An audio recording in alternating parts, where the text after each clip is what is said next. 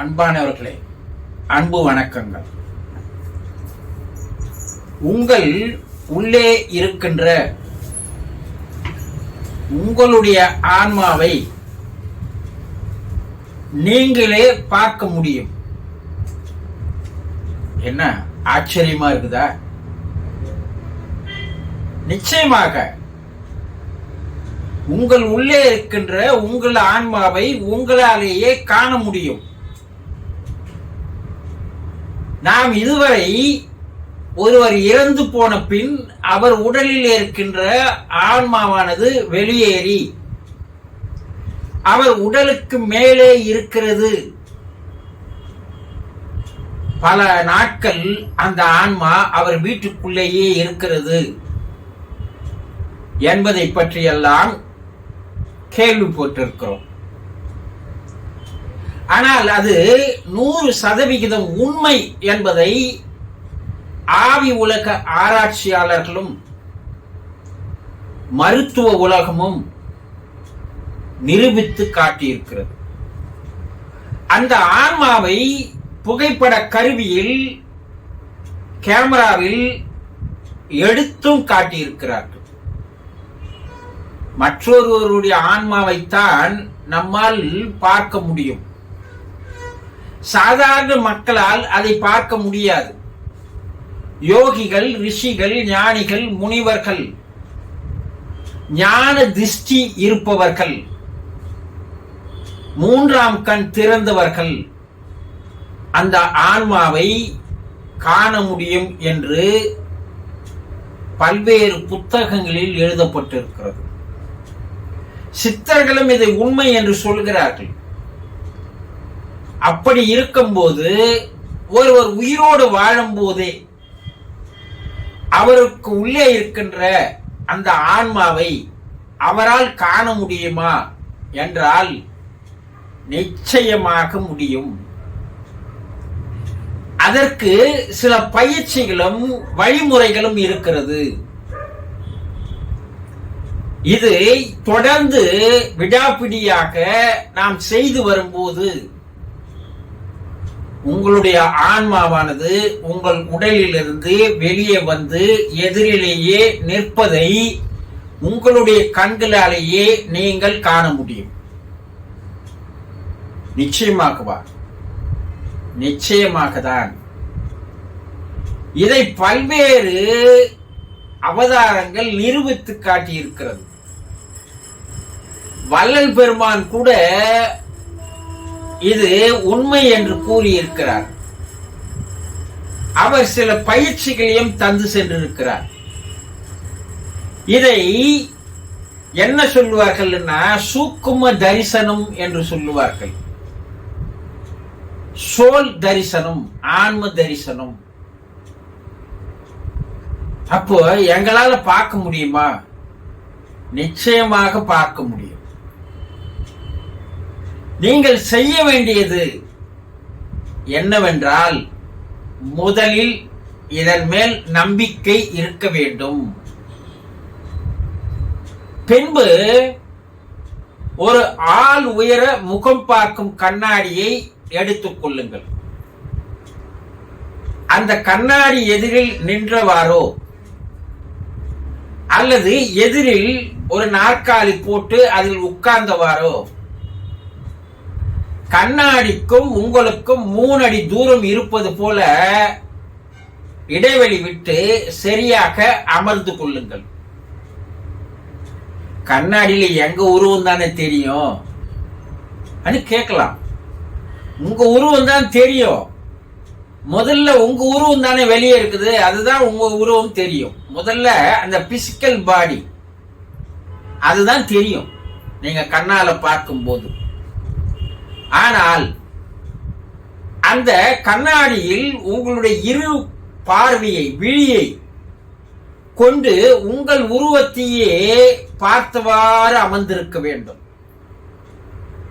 இந்த கண் இமைகள் ஆடக்கூடாது, அசையக்கூடாது. நேர்குத்தின பார்வையில் ஒரு இறுக்கமான ஒரு நிலையோடு பார்க்க கூடாது. ஒரு தளர்வான நிலையில் உங்களுடைய உருவத்தையே நீங்கள் குத்திட்ட பார்வையில் அதை பார்த்து வர வேண்டும். அப்படி நீங்கள் ஒரு 3, 4, 5 நிமிடங்கள் உங்களுடைய இமையானது அசையாமல், கருவிழியானது அசையாமல் உங்கள் உருவத்தையே நீங்கள் பார்க்கும்போது முதலில் கண்ணில் எரிச்சலானது ஏற்படும். ஐயோ கண்ணு எரியுதுன்னு விட்டுடக்கூடாது. கண்ணு எரிந்தாலும் பரவாயில்லை, நான் தொடர்ந்து பார்ப்பேன் என்று பார்த்து வர வேண்டும். அப்படி நீங்கள் தொடர்ந்து பார்த்து வரும்போது கண்ணில் இருந்து நீரானது வெளியே வர ஆரம்பிக்கும். ஐயோ கண்ணு தண்ணி வந்துச்சு அப்படின்னு துடைக்க ஆரம்பிச்சீங்கன்னா உங்களுடைய முதல் முயற்சியை தோற்று போய்விட்டது என்று அர்த்தம். முதல்ல கண் எரிச்சல் ஏற்படும் போதே நீங்க விட்டுடலாம், கண்ணுல தண்ணி வரும்போது நீங்க விட்டுடலாம், பரவாயில்ல, இது முதல் முயற்சி.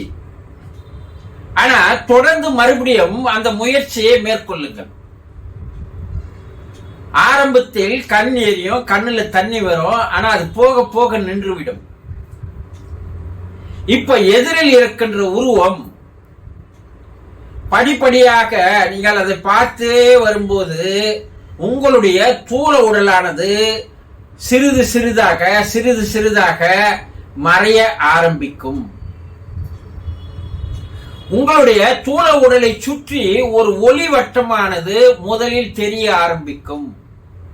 ஒரு வெள்ளை நிறமான ஒரு ஒளியானது உங்கள் தூள உடலை சுற்றி தெரிய ஆரம்பிக்கும். நீங்கள் தொடர்ந்து ஒரு தளர்வான பார்வையோடு அதையே தொடர்ந்து நீங்கள் பார்த்து வரும்போது உங்கள் தூள உடலானது சிறிதாக மறைந்து போய் இந்த ஒளி வட்டமானது சிறிதாக பெரிதாக மாறிக்கொண்டே வரும்.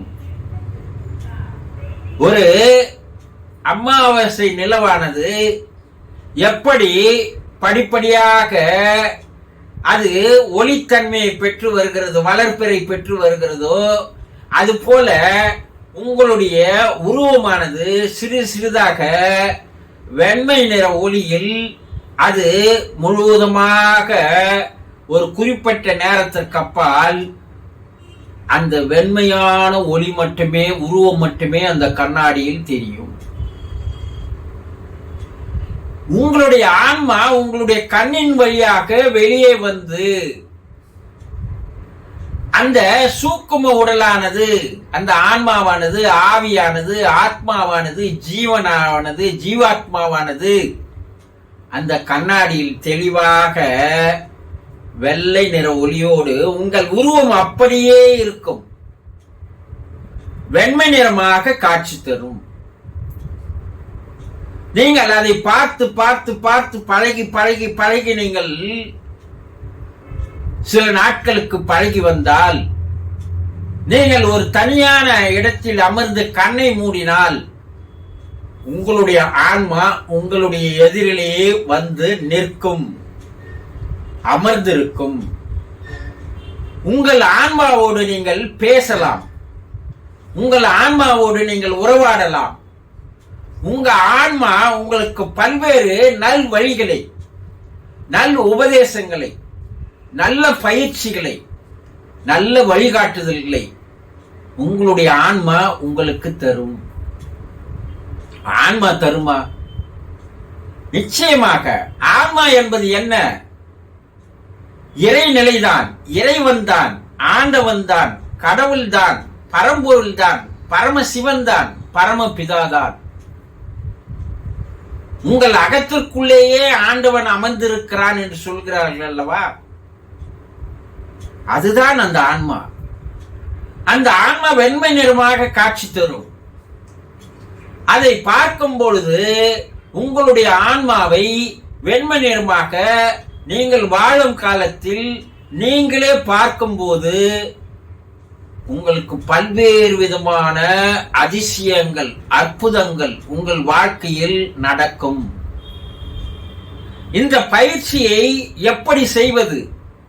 தொடர்ந்து எப்படி செய்தால் என்னுடைய ஆன்மாவை, என்னுடைய சூக்கும தேகத்தை, என்னுடைய ஆத்மாவை, என்னுடைய ஆவியை, பரிசுத்த ஆவியை எப்படி நான் பார்க்கலாம் என்றால் அந்த பயிற்சிகளை விலாவரியாக கற்றுத்தரப்படும்.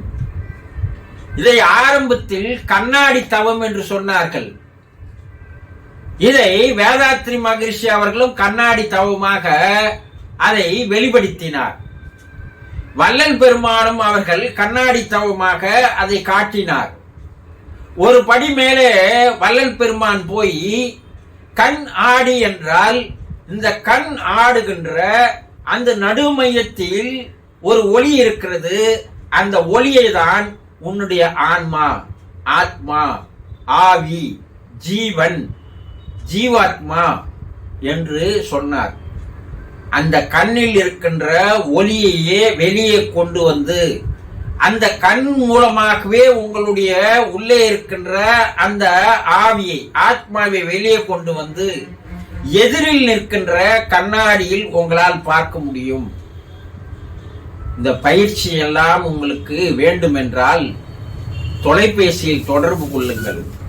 இந்த பயிற்சி தரப்படும் நாளில் உங்களுக்கு தெரிவிக்கப்படும். உங்களுடைய ஆன்மாவை வாழும் காலத்திலேயே நீங்கள் பார்க்க ஆரம்பித்து விட்டால் the spiritual, the magnetic body என்று சொல்வார்கள். இந்த ஆத்மாவை எவன் ஒருவன் தன்னுடைய ஆத்மாவை தானே பார்க்குவதில் திறமை பெற்று விடுகிறானோ அவனுடைய வாழ்க்கையே மாறிவிடும். அவன் புனிதமான ஒரு பிம்பமாக, மனிதனாக அவன் மாறிவிடுவான். அவன் மகேசனாக, மகானாக அவன் உருவெடுத்து விடுவான். கடைசி காலத்தில் அவன் அவதாரமாக கூட மாறிவிடுவான். இறைவனை நீங்களே காணலாம். உங்களுடைய ஆன்மாவை நீங்களே காணலாம். இது ஒரு சரியான, ஒரு அற்புதமான ஒரு வழி, அரியது ஒரு வரம். இது அனைவருக்கும் கிடைத்து விடாது.